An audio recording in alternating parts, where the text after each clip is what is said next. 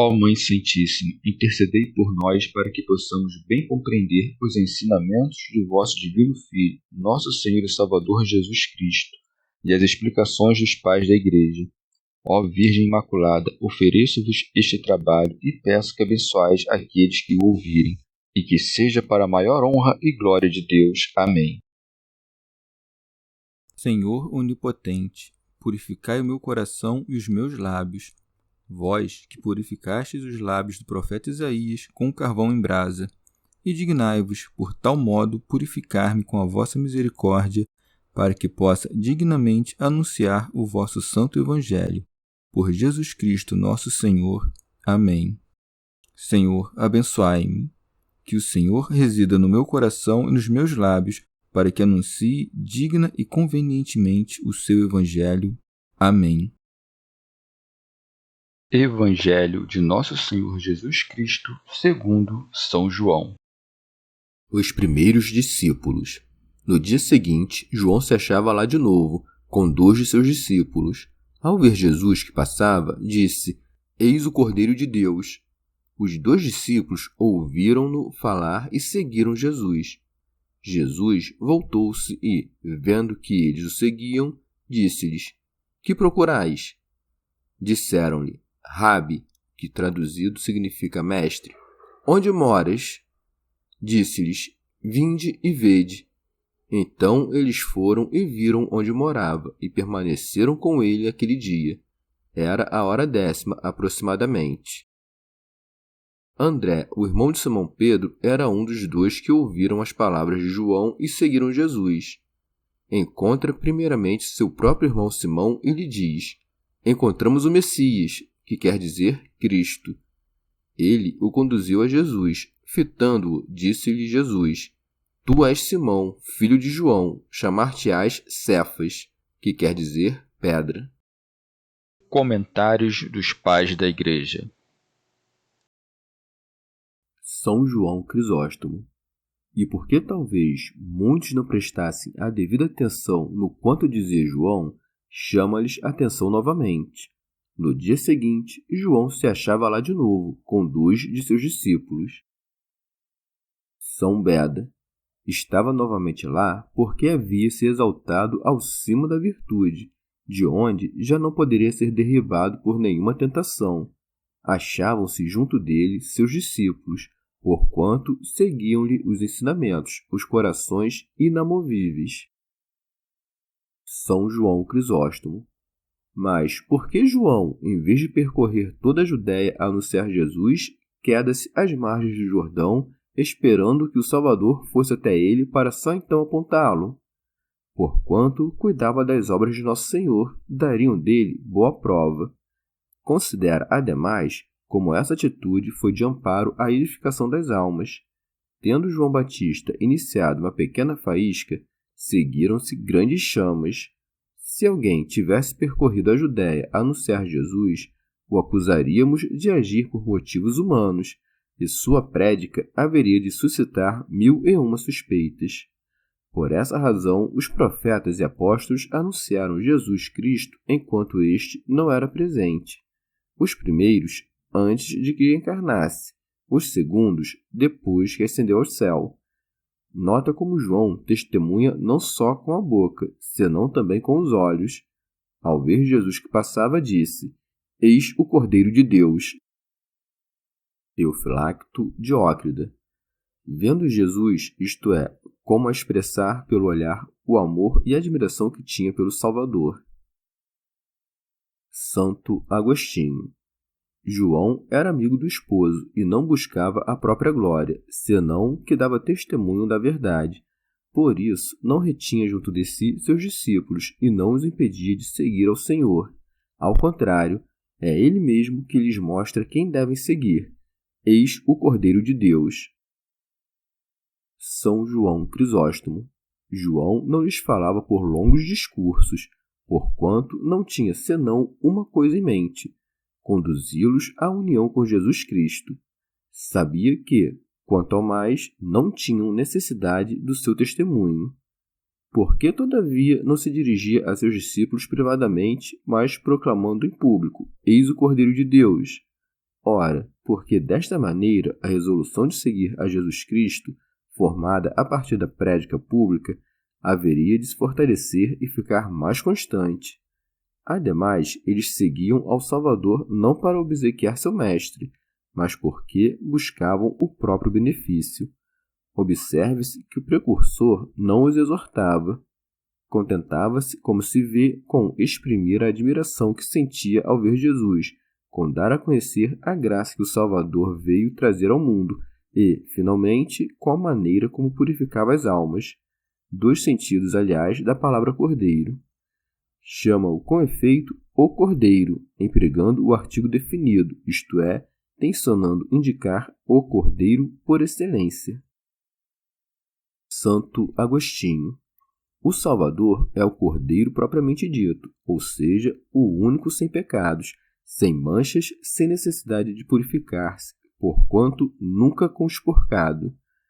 É por excelência o Cordeiro de Deus. Pelo derramar de seu sangue são homens resgatados. Cordeiro põe medo aos lobos, imolado matou o leão. São Beda. Ainda é assim chamado porque haveria de nos legar, como dom gratuito, seu velocino, com o qual logramos tecer-nos as vestes nupciais, isto é, quis nos deixar exemplos tirados de sua vida para nos comunicar o ardor da caridade. Alcuino. Em sentido místico, João detém-se, isto é, a antiga lei encontra seu término, e Jesus chega a trazer a graça do Evangelho, de que dava testemunho a mesma lei, e ia passando a fazer discípulos. São Beda. Esse passar de Jesus figura a divina economia da encarnação, pela qual Nosso Senhor se dispôs a vir até nós a nos dar o exemplo de vida. Alcuino. Tendo os discípulos de João escutado o testemunho de seu mestre, isto é, de que Jesus era o Cordeiro de Deus, tornaram-se dóceis a seus conselhos e passaram a segui-lo. São João Crisóstomo. É para notar que quando o precursor dizia "o que há de vir depois de mim é mais do que eu", e ao qual eu não sou digno de desatar a correia das sandálias, não lograva ganhar a ninguém. A partir do momento, porém, que se põe a falar da humildade da encarnação dizendo "eis o Cordeiro de Deus", então muitos passam a segui-lo, porque há quem se sinta menos atraído a Deus por altas considerações sobre sua natureza divina do que pela exposição de sua bondade e amizade e de quanto faz para nos salvar. Advirta-se aqui também que quando João Batista fala deste teor dizendo "eis o Cordeiro de Deus", Jesus não lhe responde. Com efeito, segundo o uso da época, o esposo devia quedar-se silente enquanto outros conduziam a esposa até ele, pondo-a em suas mãos para que dela disponha. Deste modo, quando Jesus Cristo vem a esposar a igreja, nada diz. João Batista, amigo do esposo, achega-se-lhe só e entrega-lhe a mão direita da esposa, isto é, por meio de sua prédica, como que lhe põe em mãos as almas dos homens, os quais, uma vez acolhidos por Jesus, não tornam a João. Há ainda um outro ponto a ser sublinhar. Na cerimônia das bodas, não é a noiva que busca o esposo, mas ele que alegremente busca-lhe a ela, ainda que se trate do filho de um rei a desposar uma reles escrava. E por igual modo aqui, a natureza humana não subiu aos céus, mas o Filho de Deus que desceu a encontrá-la e conduzi-la à casa do Pai. Esta em questão que havia outros discípulos de João que não somente não seguiram Jesus, senão também o invejavam.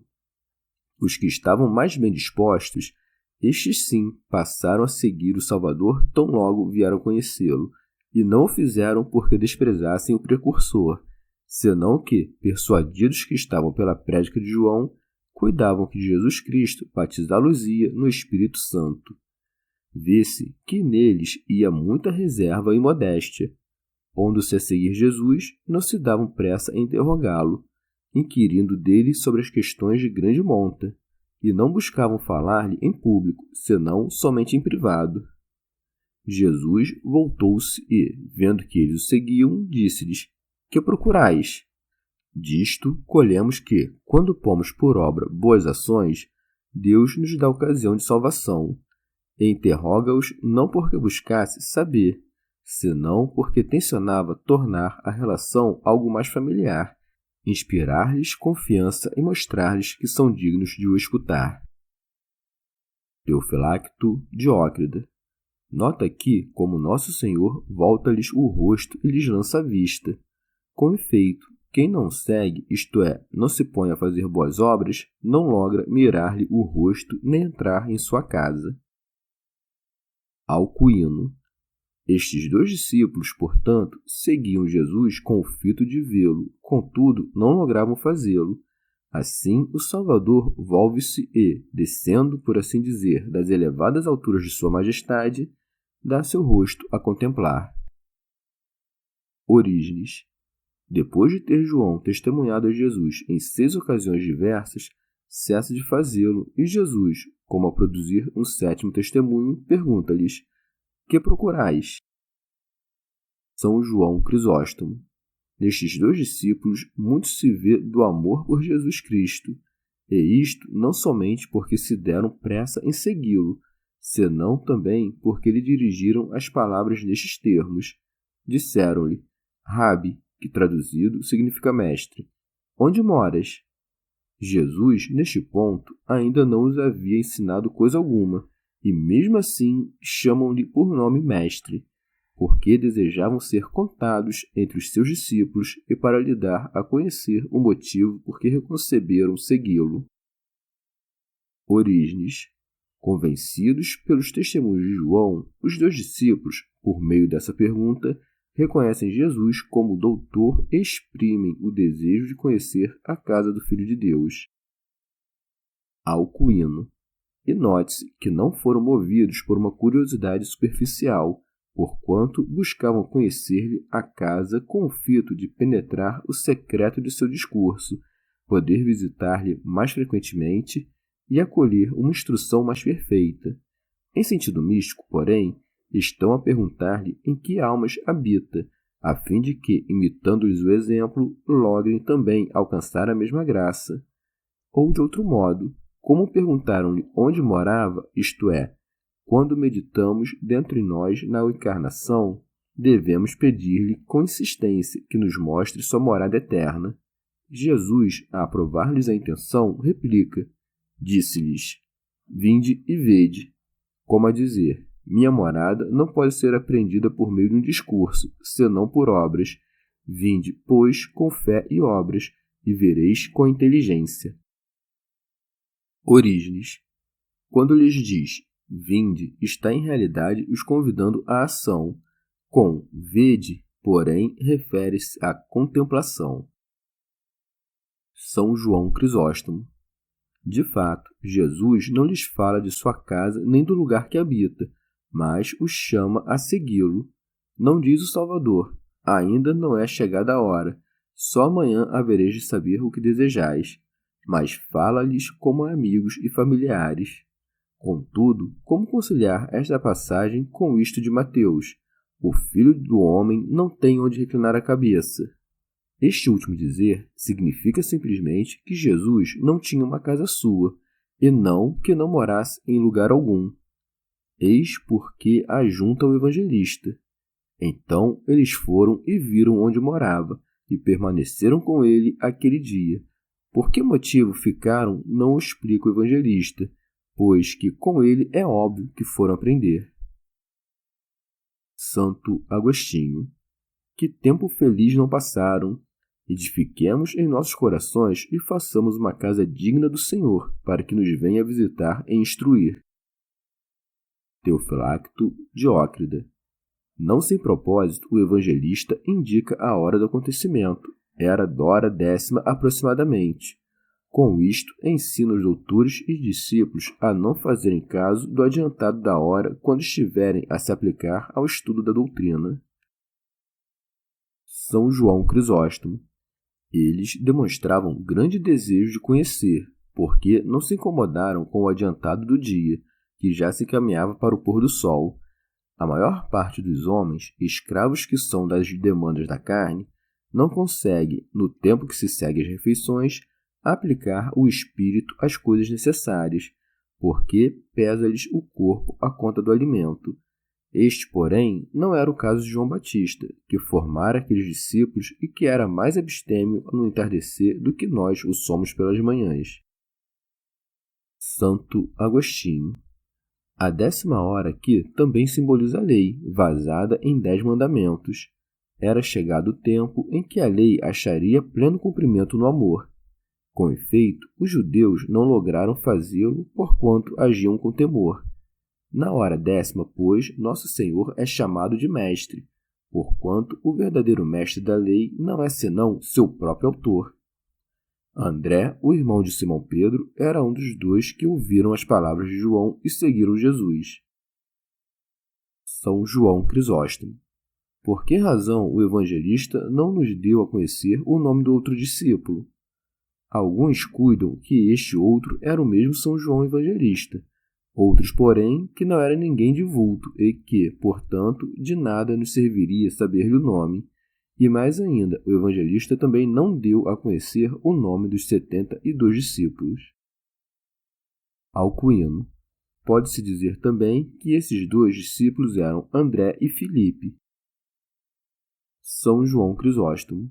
André, quando aprendera de Jesus, não reteve para si e de pronto saiu a encontrar seu irmão para que também tomasse parte da boa nova.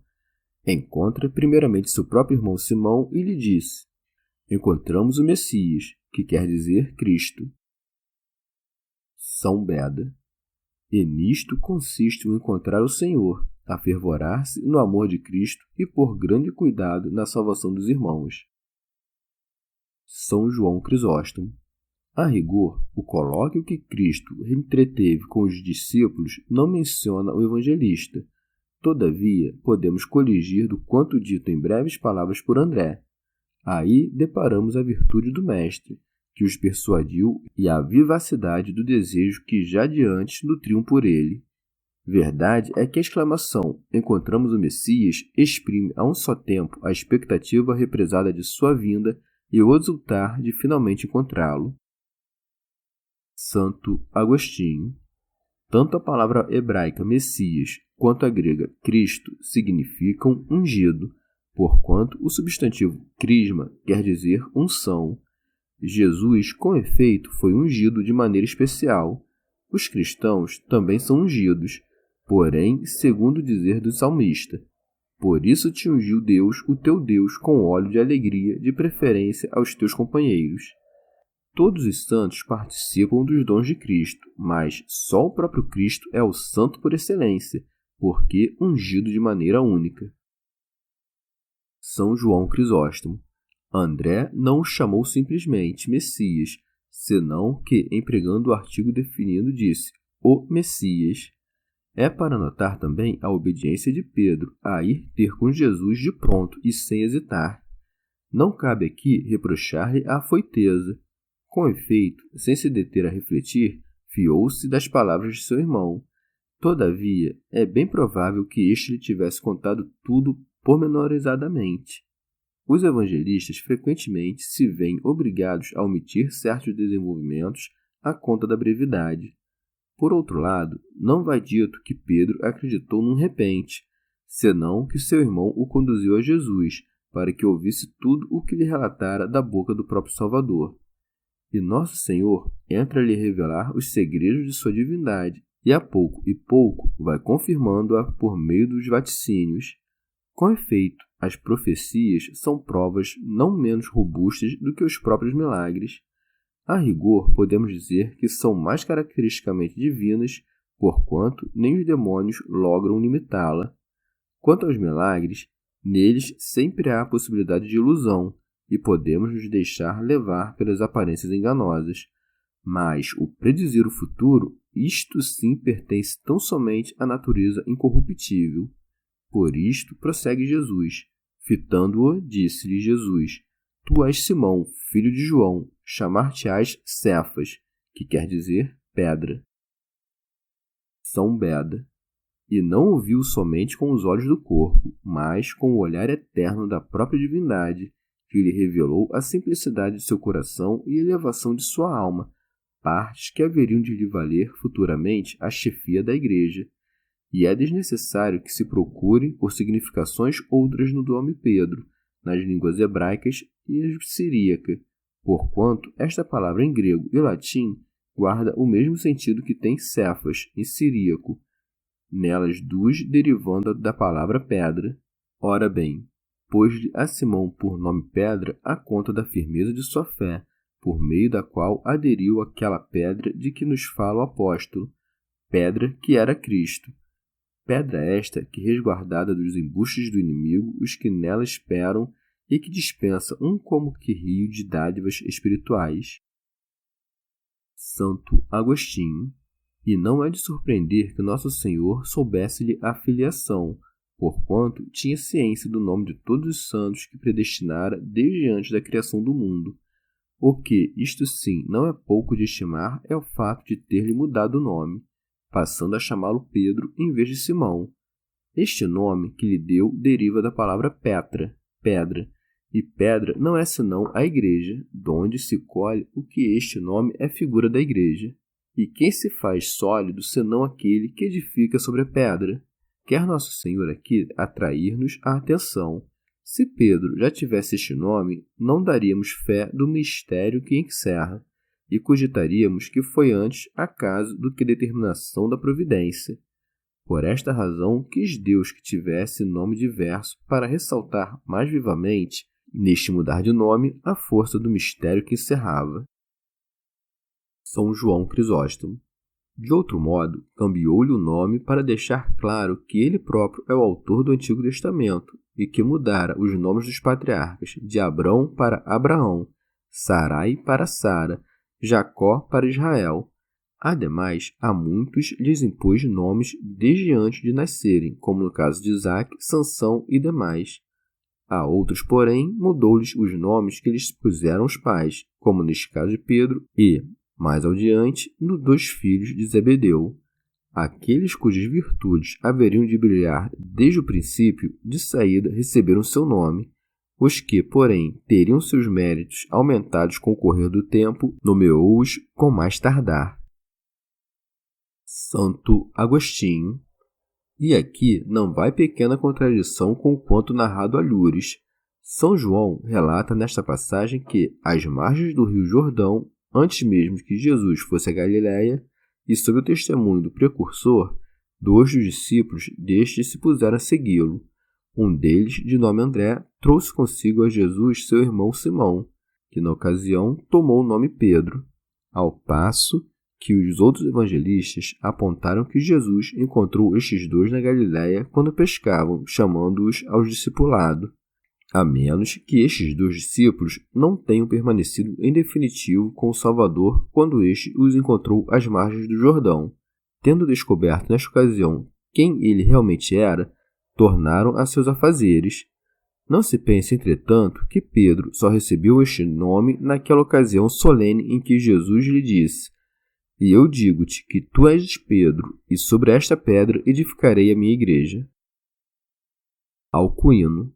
Pode-se dizer também que, nesta ocasião, Jesus não propriamente lhe nomeou Pedro, senão que deu a entender que haveria de fazê-lo mais ao adiante.